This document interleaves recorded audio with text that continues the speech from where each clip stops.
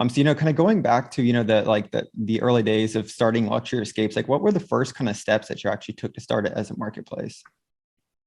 What's interesting about Luxury Escapes is we had that background. So we had our local business that had hundreds of products on the site.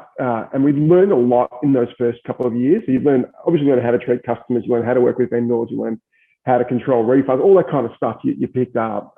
Certainly customer satisfaction, NPS is a big one, and how important it is to maintain that customer relationship, which is a little bit unusual because obviously most marketplaces are fairly hands-off as much as they can with customer. They kind of let it do its thing, whereas we've been far more hands-on. That's partly just the nature of travel. When you're buying a pair of scissors on eBay, the customer experience, you don't want it to be terrible. You want the product to come and be of a relatively good quality. But other than that, that's kind of what you care about. Whereas travel, there's much more touch points, much more risk, much more concern from the customer who wants to have a good experience.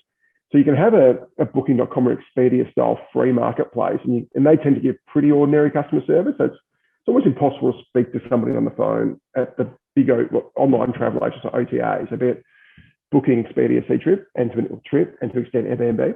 Whereas we've always had much more of the high touch. So we've got a 24/7 call center. You can call us anytime, any day of the year at 3 a.m. and somebody will answer the phone, which is almost unheard of in any business. And it's certainly unheard of in a travel business. That just doesn't exist. So we've always had a much higher touch, understanding that it's a much higher LTV and a much higher CPA. So in that nature of it, sort of that highly curated flash marketplace, we had one type of customer and one type of client. And then as we've transitioned to a fuller marketplace, again, it differs again, and much more hands-off and always on. But it's been an interesting journey as we sort of learned along the way and learned from the early days just the importance of LTV and the importance of treating customers well.